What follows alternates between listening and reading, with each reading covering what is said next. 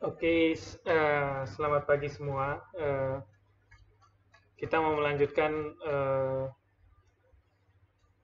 materi kita ya, yang minggu lalu berkaitan dengan chart of account. Kita akan apa? Coba lanjutkan. Nah, di sini kemarin kan sudah kita buat chart of account dan ini saya sudah saya lengkapin mulai dari aset, kemudian liabilitas, kemudian ekuitas, kemudian pendapatan, kemudian biaya pokok, kemudian ada beban operasional, dan terus ke bawah. Untuk modifikasi susunan beban ini 6 sampai 9 ini nggak harus begini ya. Ini yang umum yang sering saya lihat, yang saya temukan begini. Tapi nanti rekan-rekan boleh nambahin lagi nih caranya. Kemarin kan kita sudah tahu kan itunya rumusnya kayak apa kan sudah ini kemarin kan gitu sudah apa sudah di nih kan modelnya kan begini nih ya kan modelnya kan begini rumus yang dipakai untuk membuat ini kan begini bisa harus memudahkan rekan-rekan semua. Nah ini cara rukun yang sudah jadinya eh, yang sudah jadi. Nah nanti kalau mau nambah tinggal insert aja mulai polanya lagi. Nanti kalau buat narik laporan keuangan ke depan aja ditarikin kan gitu. Nah kemudian kita kembali ke sini dulu, kita ke dasar-dasar. Kemarin kan kita sudah tahu jenis laporan keuangan ada 4 ditambah 1 catatan laporan keuangan yang merupakan bagian yang tidak dapat dipisahkan dari laporan keuangan. Nah, dalam akuntansi kan ada istilah persamaan akuntansi ya. Ada istilah persamaan akuntansi. Nah, persamaan akuntansi ini persamaan akuntansi eh, merupakan aset sama dengan liabilitas tambah ekuitas. Nah, ini mensyaratkan bahwa segala yang kita miliki itu bersumber dari dua. Pertama dari harta yang kita miliki berupa ekuitas, dan kedua dari pinjaman dari pihak ketiga. Jadi kalau orang banyak hartanya, yang perlu ditanya keduluan itu dia kaya apa enggak, berapa utangnya. Gitu. Atau kalau utangnya kurangin utangnya, disitulah kekayaan murninya dia kan. Gitu. Disebut ekuitas. Jadi di sini aset itu tadi sudah kita lambangkan satu, kemudian ekuitas itu dua, liabilitas itu dua, ekuitas itu tiga. Ini persamaan akuntansi. Dari sini adalah yang tiga pokok ini adanya di neraca. Ini adanya di neraca. Tergambar di neraca. Kemudian untuk memutarkan ini meningkatkan jumlahnya, untuk meningkatkan jumlah ini, jumlah aset ini, maka harus ada yang namanya pendapatan, ya kan? Atau yang untuk meningkatkan jumlah itu harus ada laba bersih, ya kan? Nah, laba bersih atau net income, orang suka bilangnya net income, itu sama dengan pendapatan dikurangin beban. Maka supaya dia meningkat asetnya harus ada laba bersih. Nah, kalau bersih ini akan menambah ekuitas, otomatis kan menambah aset dan atau mengurangi liabilitas harus ada laba bersih juga. Dalam artian laba bersih yang tergambar dalam nanti kas bersih. Gitu. Nah, kalau ini kan ada di laporan rugi laba rugi, ya kan. Nah, sekarang harus dipahami adalah bahwa tadi kita belajar soal ini nih. Soal ini. Nah, terkait dengan soal ini, maka kita harus pahami yang disebut dengan saldo normal. Ya kan? Saya beban ini kan sama, ya saja. Jadi berkaitan dengan saldo normal. Saya selalu setiap mengajar harus mengajarkan dulu istilah saldo normal. Harus saya ajarin dulu istilah saldo normal. Saldo normal itu kondisi di saat suatu kelompok akun itu bertambah atau bernilai positif. Bertambah atau bernilai positif. Nah, maka kalau dia berada di nilai di mana saat dia bertambah, itu disebut saldo normalnya. Seperti aset, kalau aset itu bertambah pasti kan di debit. Liabilitas itu kalau bertambah dia di kredit. Ekuitas bertambah di kredit. Kemudian pendapatan bertambah di kredit. Beban bertambah di debit. Nah, mesti diperhatikan ini. Kalau dia ada penambahan, pasti dia posisinya di kredit. Kalau dia ada pengurangan, berarti tinggal lawannya aja. Berarti kalau ini lawannya kan kredit kalau dia berkurang. Ya kan, ini kredit, ini debit, kontranya kan ini debit, ini debit. Ya kan? Ini kredit. Contoh ya. Contoh kasus misalkan gini. PTA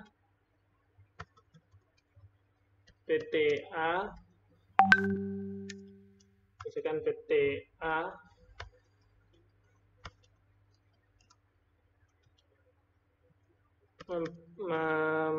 memperoleh uang kas sebesar 100 juta saya gitu dari pinjaman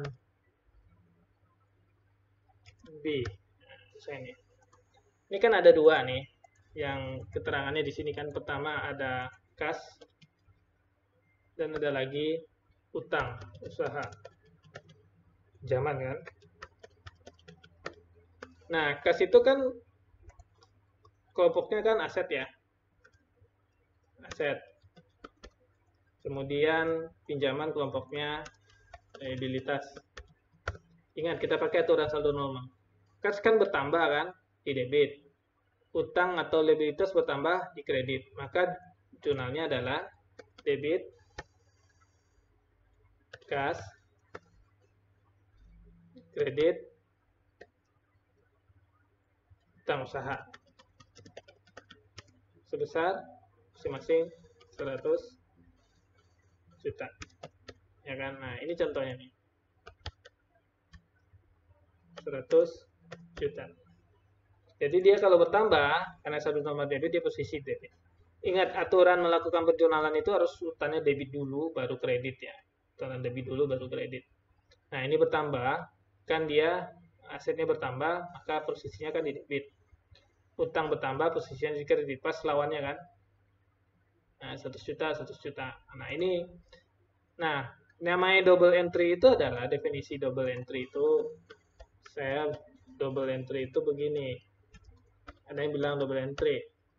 Double entry itu adalah jika sesuatu bagian dari debit berkurang atau bertambah, maka ada bagian dari sisi kredit yang berkurang atau bertambah.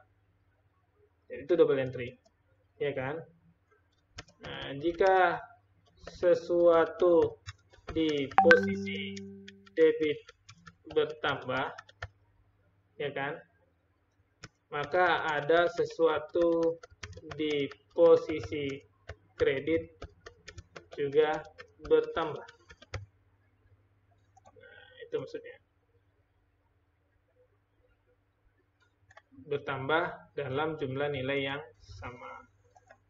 Bertambah dalam jumlah nilai yang sama.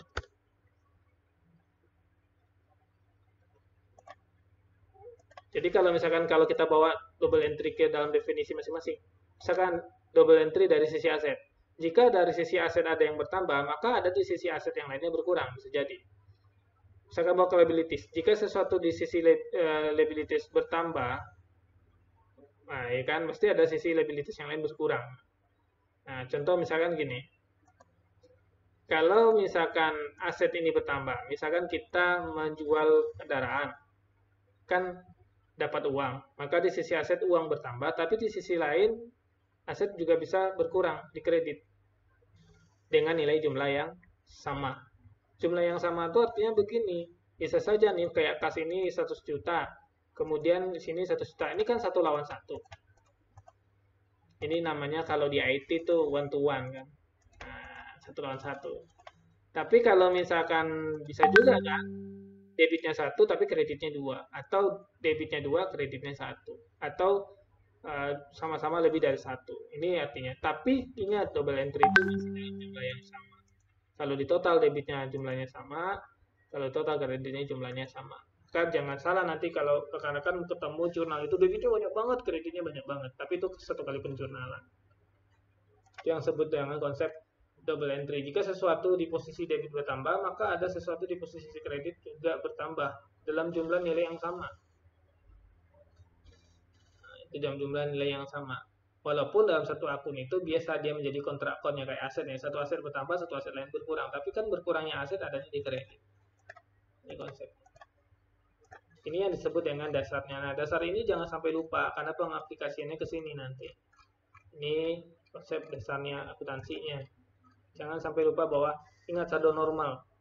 Orang kalau misalkan membaca laporan keuangan, kalau nggak tahu posisi saldo normal ini, maka dia nggak tahu bahwa ada misalkan akun-akun yang salah. Contoh misalkan, kalau misalkan posisinya ini harus positif, ya kan? Positif itu berarti berada di posisi kredit. Misalkan di sini berada di posisi debit, tapi nilainya positif, berarti salah.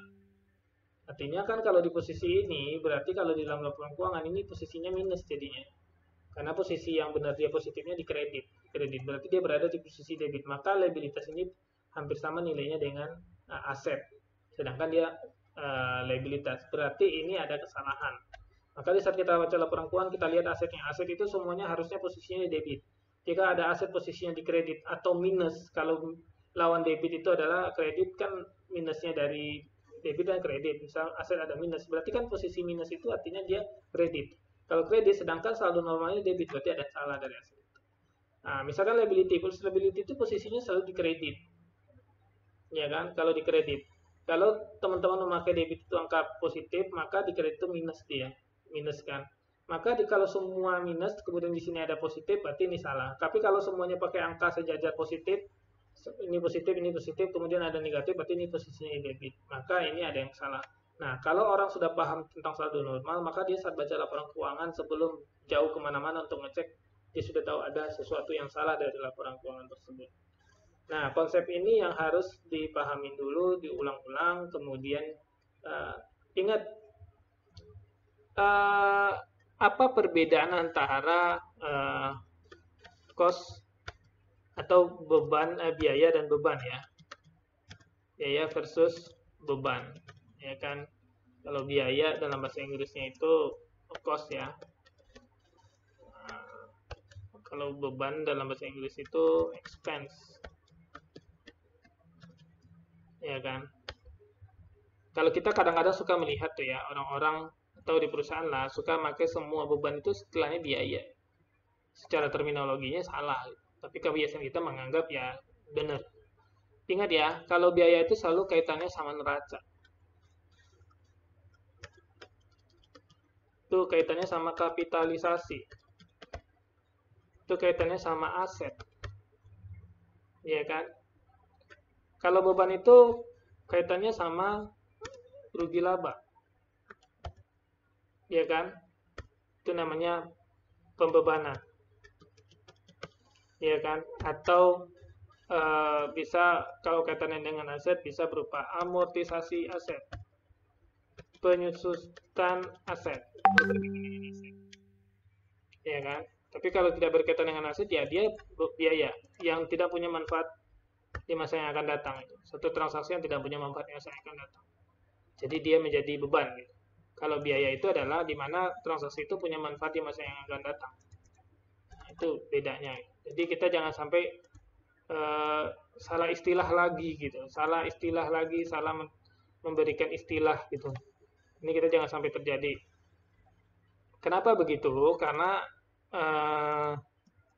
ini fatal sebenarnya. Fatalnya gimana? Di saat orang lain membaca laporan keuangan kita, mereka sesaat terjemah. Contoh misalnya, saya masih suka menemukan contoh di sini orang pakai istilah biaya. Kalau saya dari dulu setiap ketemu klien selalu saya suruh rubah ini semuanya beban, karena sesuai dengan terminologinya. Tapi teman-teman boleh cek nanti di beberapa perusahaan, terutama yang menjadi akuntan atau yang menjadi auditor atau sempat bekerja di bagian akuntansi, walaupun bukan orang akuntansi, masih ada suka nulis biaya. biaya perjalanan dinas. Kan aneh gitu, harusnya beban perjalanan dinas. Ya kan? Biaya listrik harusnya beban listrik. Ya kan? Biaya perolehan, biaya perolehan aset itu masuk akal karena itu berkaitan dengan pengakuan harga perolehan aset. Jadi konsep biaya dan beban ini harus diperhatikan dulu. Satu berkaitan dengan kapitalisasi, satu berkaitan dengan pembebanan expenditure kan. Nah, ini harus dibedakan. Bukan hal yang dianggap sepele. Kan orang semua udah tahu. Iya, itu konteksnya orang Indonesia. Sekarang laporan keuangan itu sekarang kan bukan konteksnya hanya orang Indonesia. Coba bayangin dikasih laporan keuangan orang asing, tiba-tiba dia mentranslate. Kan aneh. Biaya listrik, cost of electricity. Harusnya kan electricity expense. Ini harus dipahami bagi rekan-rekan semua berkaitan dengan ini. Paling ini ya tema sedikit dulu. Saya nggak mau bikin tema yang panjang-panjang. Saya per-part aja dulu, kecil-kecil supaya mudah untuk dipahami oleh rekan-rekan semua. Oke, salam. Nanti kita lanjut lagi terus. Kita cari tema-temanya. Kemudian kita nanti ujungnya sampai bisa nyusun laporan keuangan, transaksi, nyusun laporan keuangan di Excel ini semuanya beranjak dari COA, dari teori ini. Jangan sampai salah. Saya selalu akan menambahkan teorinya di sini. Terus menambahkan teorinya di sini. Nanti kan jadi kapan-kapan nge-reviewnya enak nih, gitu kan. Mengaplikasikan ke sini, baru nanti di sisi yang barunya ada cara. Salam akuntansi, salam auditor Indonesia.